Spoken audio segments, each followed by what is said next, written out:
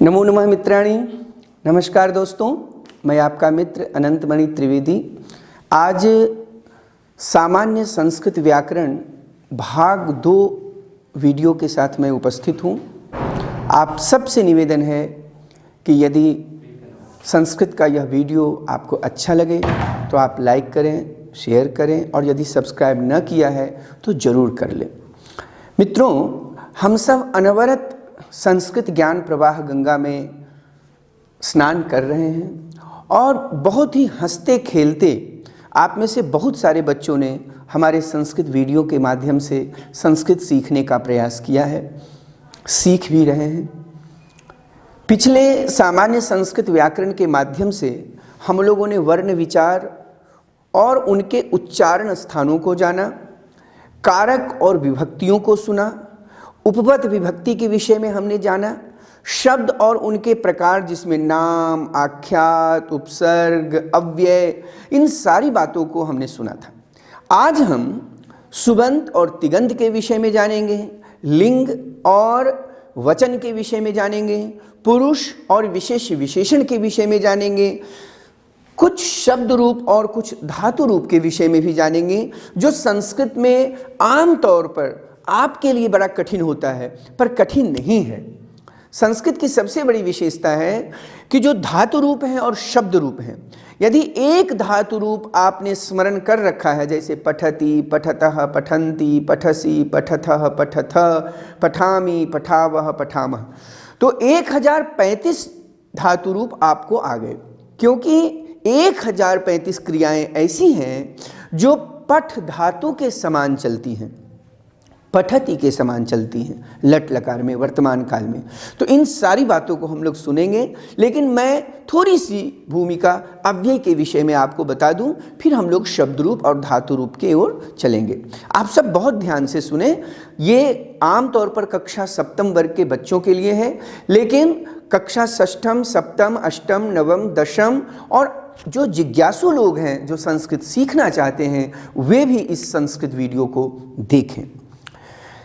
तो अव्यय के विषय में हम लोग उस दिन पढ़ रहे थे, जो भाग 1 संस्कृत व्याकरण भाग 1 में हमने बताया है। आज भाग 2 में थोड़ी सी उसकी चर्चा करेंगे, फिर हम आगे बढ़ेंगे। अव्यय क्या है? सदृशम त्रिषु लिंगेषु सर्वासु च विभक्तिषु वचनेषु च सर्वेषु यन्न वेति तदव्ययम्। बहुत आसान है, बहुत आसान है। वे शब्द जिनके रूप नहीं चलते, संस्कृत भाषा में शब्दों के रूप चलते हैं, उन्हें हम शब्द रूप कहते हैं, धातुओं के रूप चलते हैं, उन्हें हम धातु रूप कहते हैं, जिसे आप सुबंत और तिगंत भी कह सकते हैं। कहना भी चाहिए, क्योंकि वे सुबंत और तिगंत ही हैं। लेकिन अव्यय शब्द वे होते हैं जिनके रूप नहीं चलते, वे अव्यय होते हैं। पुल्लिंग, स्त्रीलिंग, नपुंसकलिंग, सातों विभक्तियों में, तीनों वचनों में एक जैसा जिनका व्यवहार होता है, उसे हम अव्यय कहते हैं। जैसा कि कारिका में मैंने बताया, सदृशम त्रिषु लिंगेषु वचनेषु च सर्वेषु यन्न वेति तदव्ययम्। सदृशम त्रिषु लिंगेषु सर्वासु च विभक्तिषु वचनेषु च सर्वेषु यन्न वेति तदव्ययम्। मैं कुछ उदाहरण देना चाहूंगा। जैसे मान लीजिए अत्र, एक अव्यय है अत्र। अत्र अर्थात यहां। जैसे अत्र, अत्र का मतलब है यहां, ठीक है। तो अत्र यहां, यह एक अव्यय है और इस अव्यय का प्रयोग देखिए। अत्र बालकः अस्ति, यहां एक लड़का है। अत्र एकः बालकः अस्ति, यहां एक लड़का है। तो बालकः के साथ अत्र हुआ। अत्र एका बालिका अस्ति, यहां एक लड़की है, तो बालिका के साथ अत्र हुआ। अत्र एकम फलम अस्ति, यहां एक फल है। आपने देखा कि पुल्लिंग के साथ, स्त्रीलिंग के साथ और नपुंसक लिंग के साथ, तीनों लिंगों के साथ एक ही अत्र का प्रयोग हुआ। यही तो अव्यय है। सातों विभक्तियों में, तीनों पुरुषों में, तीनों लिंगों में, सभी कालों में, सभी लकारों में, सभी शब्दों, सभी क्रियाओं के साथ जो एक जैसा प्रयोग में लाया जाता हो, उसे ही हम अव्यय कहते हैं। तो बच्चों को संस्कृत पुस्तिका में लिखकर अभ्यास करना चाहिए। आप कम से कम 50 ऐसे शब्दों को लिखें जो अव्यय हैं, उससे आप प्रयोग करें, वाक्य बनाएं, संस्कृत भाषा बोलने का अभ्यास करें। ये अव्यय है। मैं कुछ अव्यय यहाँ बताना चाहूँगा, जैसे अत्र, अत्र यहाँ, तत्र वहाँ, कुत्र कहाँ, इतः यहाँ से, ततः वहाँ से, कुतः कहाँ से, सर्वतः सभी जगह से, ऊपरी ऊपर, नीचे ही नीचे, शीघ्रम जल्दी, झटिति जल्दी, शनैः शनैः धीरे धीरे, मंदम मंदम धीरे धीरे, मंदम मंदम नुदति पवनम। मेघदूतम में यह श्लोक है, वह मेघदूतम की बात है। कभी हम मेघदूतम पर चर्चा करेंगे तो आपको वहाँ पर जितने भी अव्यय शब्द आते हैं उसका अच्छा प्रयोग आप सुन पाएंगे, कर पाएंगे, और इस बहाने आप शास्त्रों का भी श्रवण कर पाएंगे। ठीक है। किम, विना, सह। देखो सह, ये जो सह है, ये सह, इसका अर्थ होता है वह, ये अव्यय नहीं है।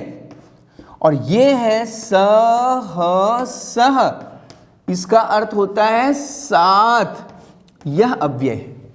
ठीक है, तो ये ध्यान रखेंगे आप। सह, ये सह, वह, सह, साथ, तो ध्यान रखना है आपको।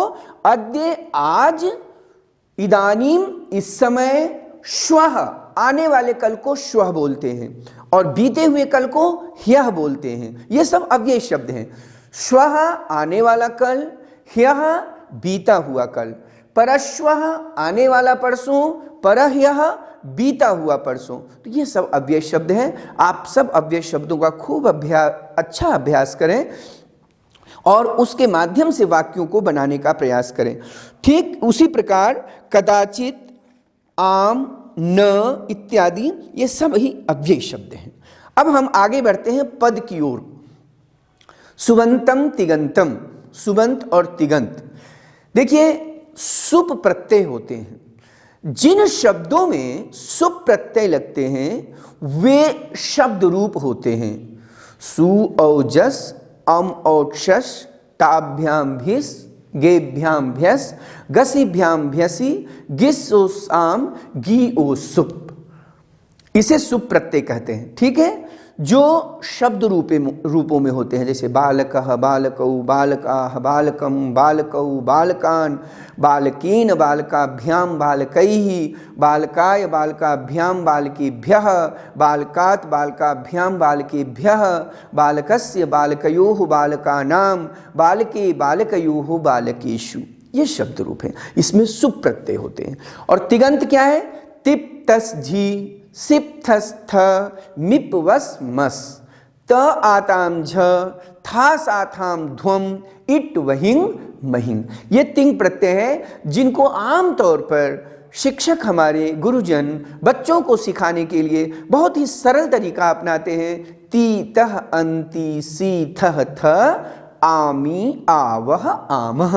यद्यपि यह तिप प्रत्यय नहीं है, ध्यान रखेंगे, ये केवल बच्चों को सिखाने के लिए हमारे शिक्षक वर्ग, शिक्षक मित्र प्रयोग करते हैं, वो तिप प्रत्यय नहीं है। तो जिन क्रियाओं में तिप प्रत्यय लगते हैं, जिन धातुओं में तिप प्रत्यय लगते हैं, उन्हें हम तिगंत कहते हैं, धातु रूप उन्हें हम कहते हैं, क्रिया कहते हैं। और जिन शब्दों में सुप प्रत्यय लगते हैं उन्हें हम सुबंत कहते हैं, वे शब्द रूप होते हैं। और शब्द रूप संस्कृत में बहुत हैं, धातु रूप भी बहुत हैं, लेकिन इन बहुल काय रूपों से हमें घबराना नहीं है। जैसा कि मैंने बताया, जैसे एक बालक शब्द है, अगर आप एक बालक शब्द याद करते हैं या स्मरण करते हैं या उसका अभ्यास करते हैं, तो जितने भी पुल्लिंग के शब्द हैं, आकारांत, राम, कृष्ण, विद्यालय, वृक्ष इत्यादि, सभी के रूप बालक शब्द के समान चलेंगे। एक बालिका शब्द का आप अभ्यास करते हैं तो जितना भी सीता, रीता, गीता, नीता, पत्रिका, पुस्तिका, सब बालिका शब्द के समान रूप चलेगा। एक फलम, पुष्पम किसी का भी आपने याद किया है तो जितने भी नपुंसक लिंग के इस प्रकार के रूप हैं, फलम, जलम, दुग्धम, वस्त्रम, शरीरम, नेत्रम इत्यादि, सबके रूप वैसे चलेंगे। 3 रूप तो आप कम से कम अभ्यास कर सकते हैं संस्कृत में। और मेरा मानिए और मेरा मानना है, मेरा अनुभव है कि अगर 3 शब्द रूपों को हमने याद किया तो कम से कम 50,000 संस्कृत के रूप आपको याद हो गए, क्योंकि वे उसके तरह ही चलेंगे। तो हमें बहुत सारे शब्द रूपों को नहीं जानना है, बस मूल मूल शब्दों को पकड़ना है, उसका अभ्यास करना है, उसके वाक्य बनाने हैं, संस्कृत पुस्तिका में लिखने हैं, वे सारे शब्द आपको आ जाएंगे।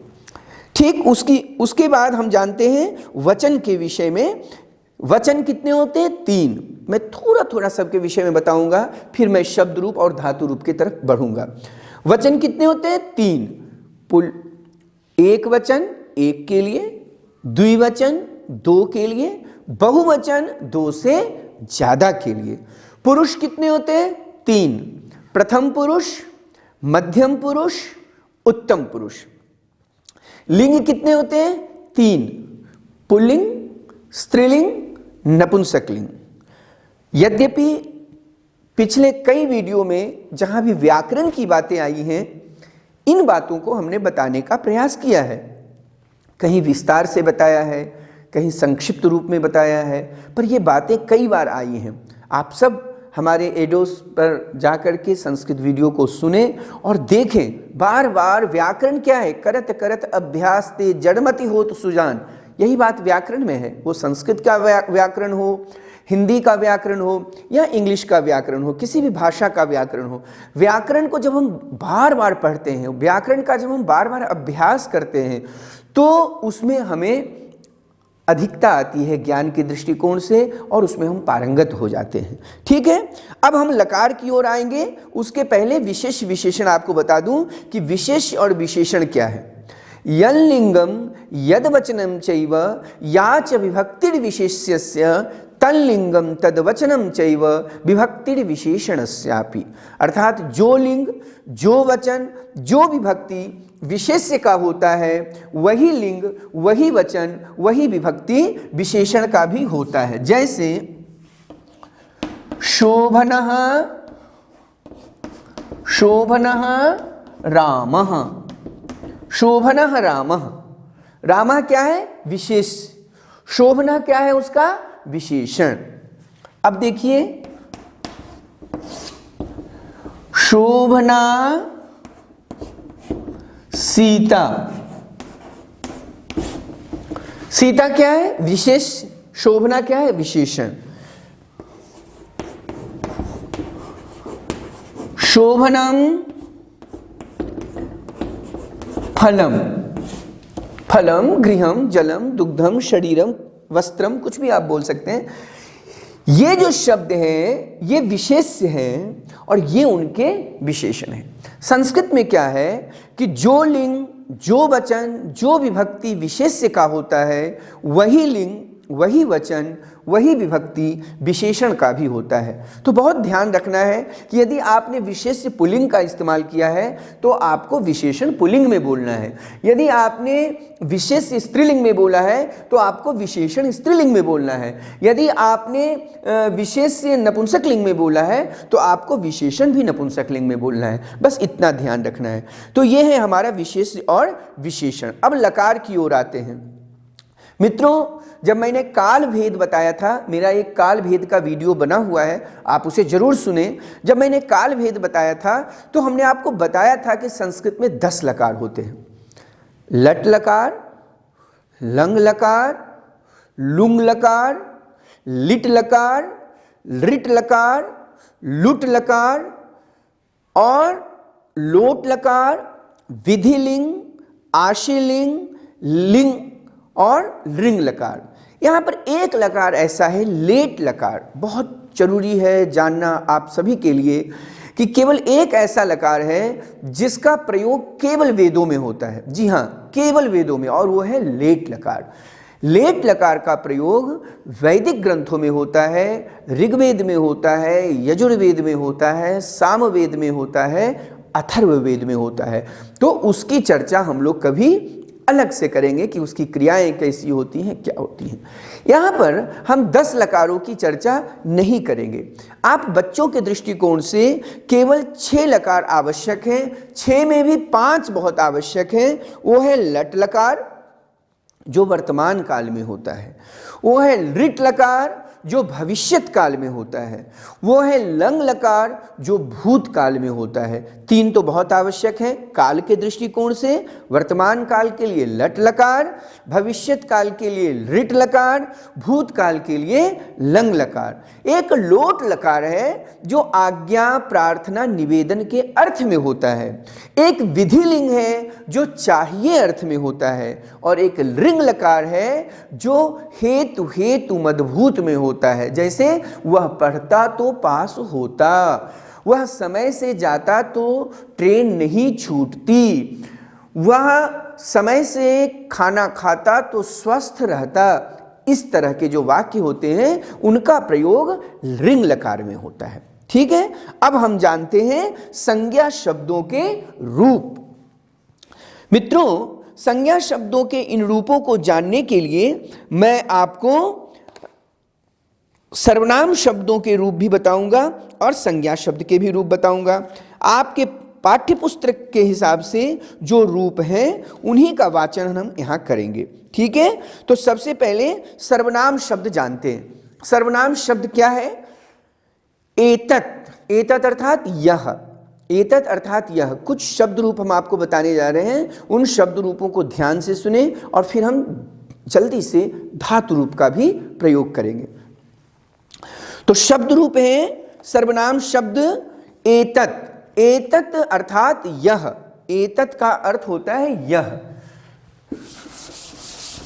एतत् का अर्थ होता है यह, ध्यान रखें। इसके तीनों लिंगों में रूप होते हैं।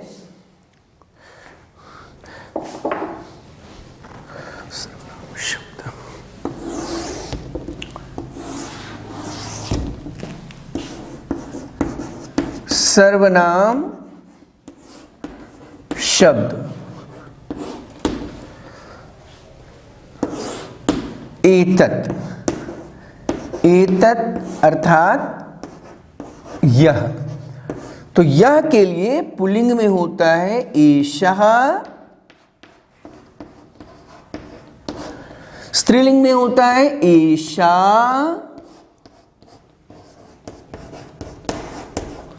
और नपुंसक लिंग में होता है एतत्।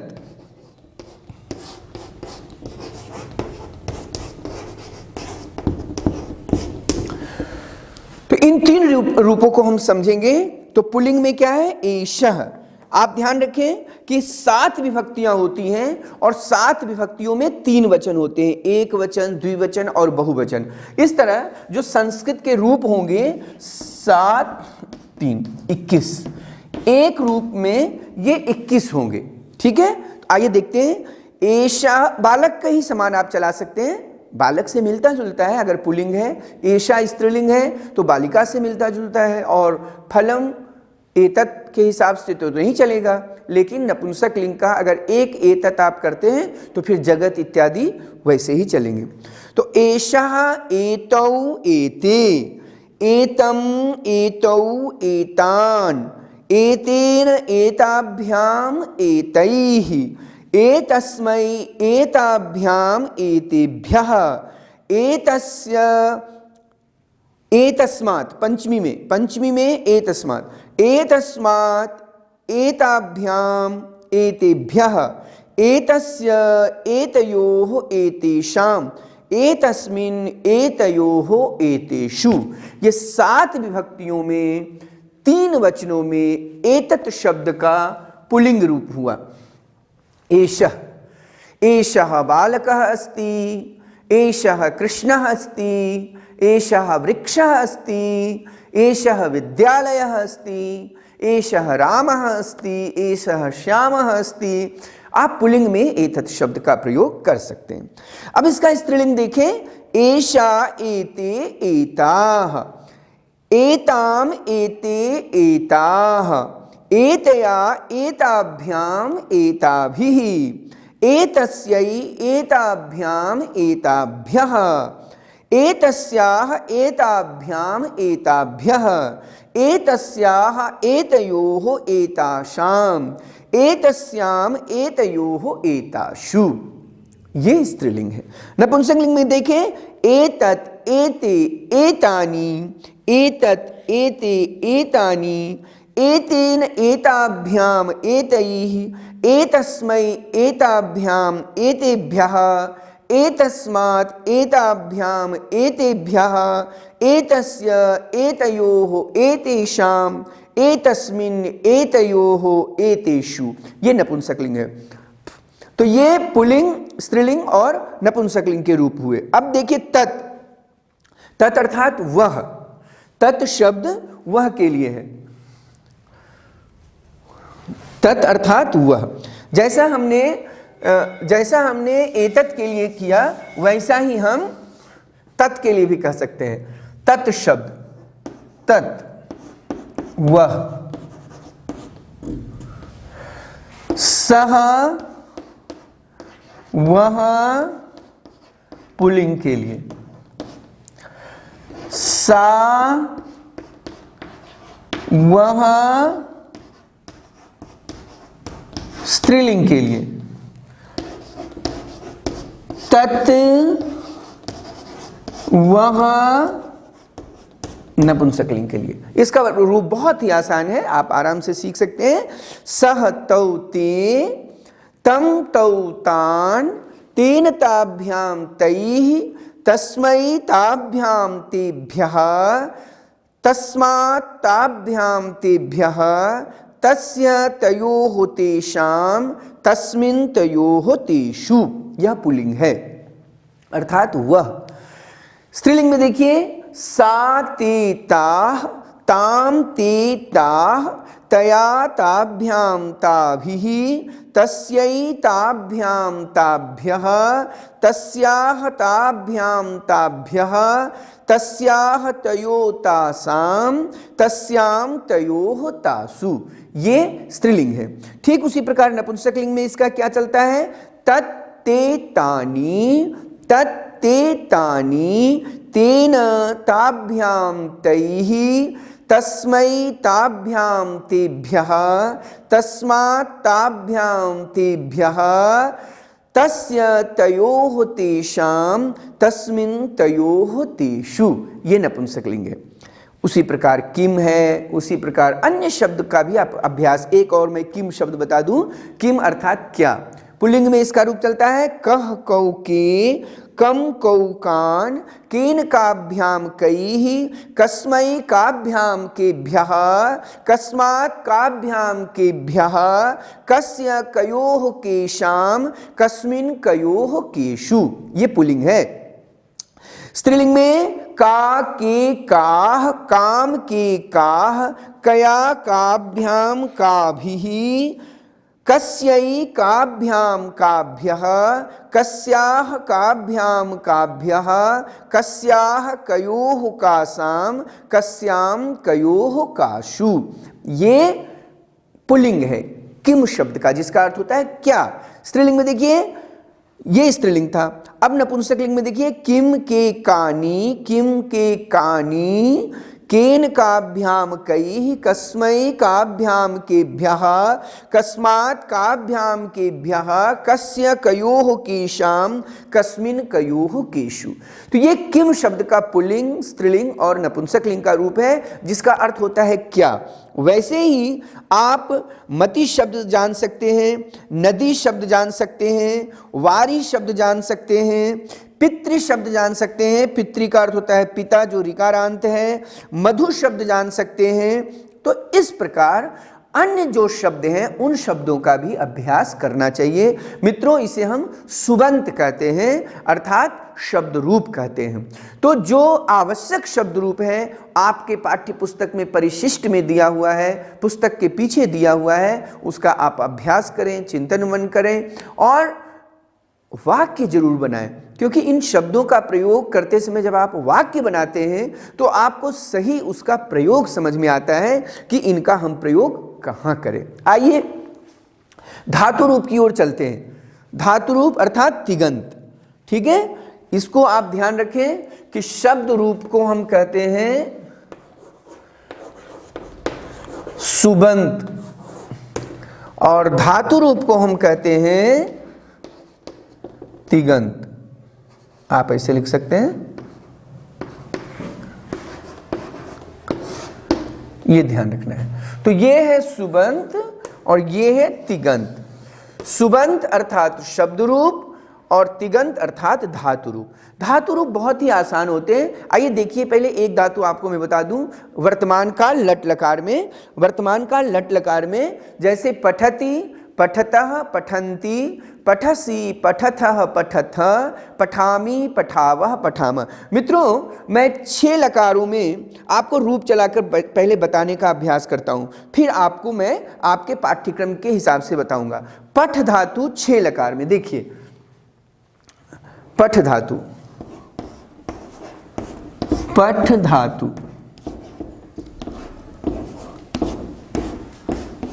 पढ़ने अर्थ में,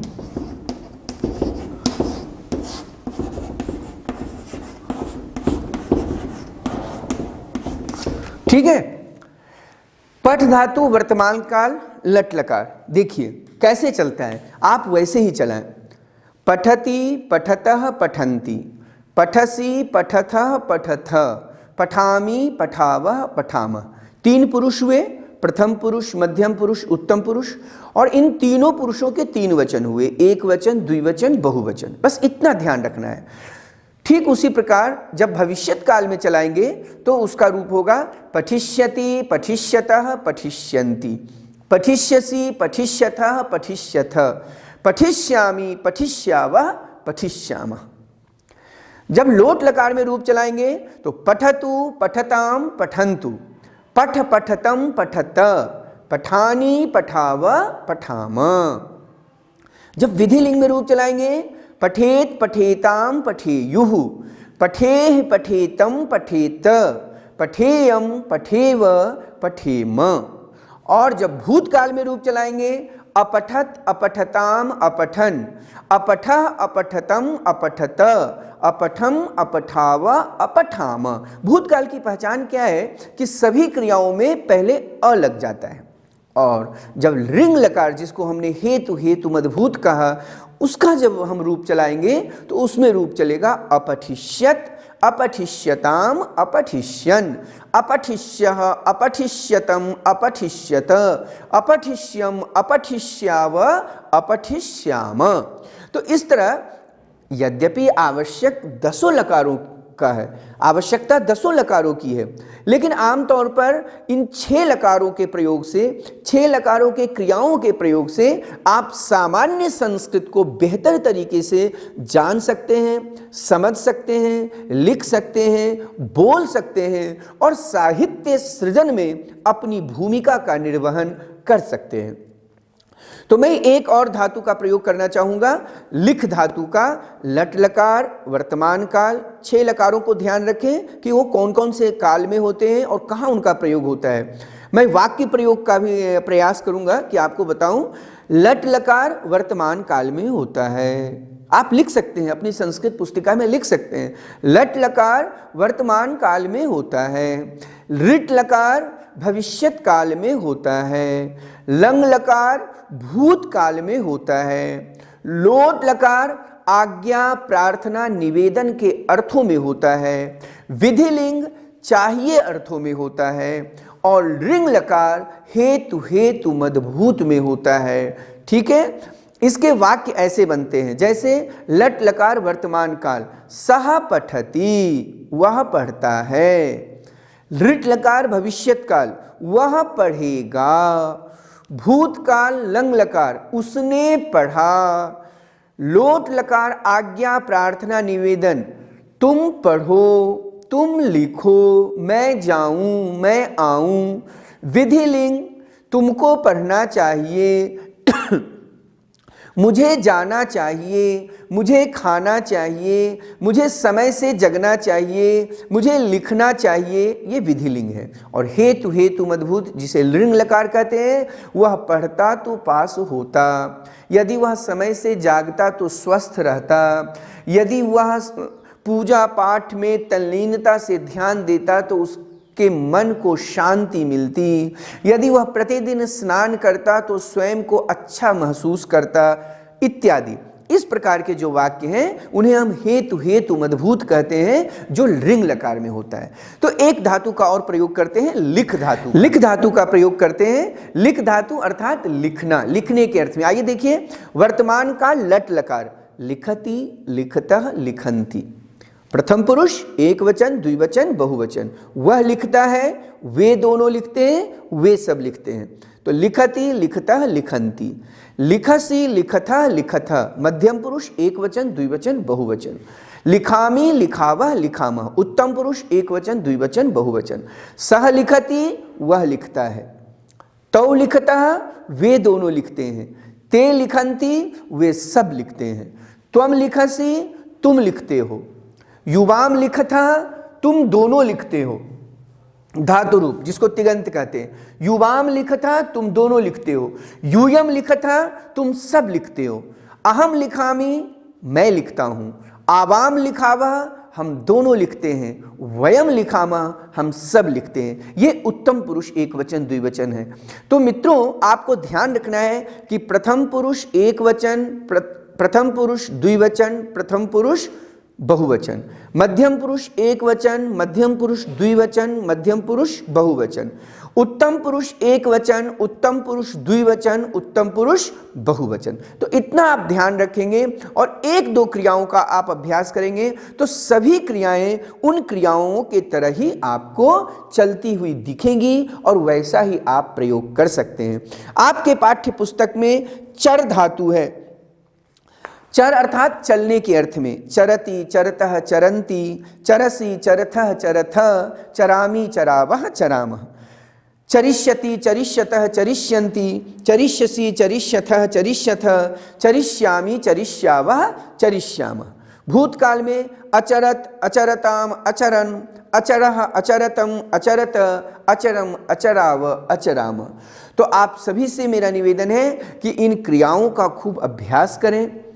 कठिन नहीं है, कठिन नहीं है। आपने चूंकि कभी देखा नहीं, आपने चूंकि कभी पढ़ा नहीं, इसलिए आपको एक अजीब सा एहसास होता है संस्कृत के इन शब्द रूप और धातु रूपों को देखने के बाद। ये बहुत ही वैज्ञानिक हैं और ये बहुत ही आसान हैं और ये बहुत ही सुगम के साथ बोधगम्य भी हैं। आप जब इसे एक बार पढ़ेंगे तो आप विश्वास कीजिए कि आपको उसका स्मरण हो जाएगा। तो आप सबसे मेरा निवेदन है कि इन शब्दों के साथ और इन क्रियाओं के साथ संस्कृत व्याकरण में जो मैंने वर्ण विचार की बातें बताई, जो मैंने उनके उच्चारण स्थान बताए हैं, व्याकरण अभ्यास 1 में वीडियो नंबर 1 में कारक की बातें जो हमने बताई, विभक्ति की बातें जो हमने बताई, जो उपपद विभक्ति की बातें बताई, शब्द तथा उनके प्रकार में जो हमने नाम, आख्यात, उपसर्ग और अव्यय की बातें बताई थी, सुबंत और तिगंत की बातें बताई, 3 लिंगों की बातें बताई, 3 वचनों की बातें बताई, 3 पुरुषों की बातें बताई। मैंने विशेष और विशेषण के विषय में आपको बताया। लकारों के विषय में बताया कि संस्कृत में 10 लकार होते हैं और लेट लकार का प्रयोग केवल वेदों में होता है। मैंने संज्ञा और सर्वनाम शब्दों के रूप आपको बताए, धातु रूप बताए। संख्यावाचक शब्दों के लिए मैंने अलग से वीडियो बना रखी है, इसलिए उसकी चर्चा मैं यहाँ नहीं करूँगा। आप सब एडोस ई स्कूल पर जाकर के यूट्यूब में संख्यावाचक शब्द के वीडियो को जरूर देखें। मैंने पर्यायवाची शब्द और विलोम शब्द के भी अनेक शब्द आपको बताए हैं। भविष्य में इनके लिए अलग से मैं संस्कृत का वीडियो बनाने का प्रयास करूंगा, जिसमें पर्यायवाची शब्द और विलोम शब्द की ही केवल बातें होंगी।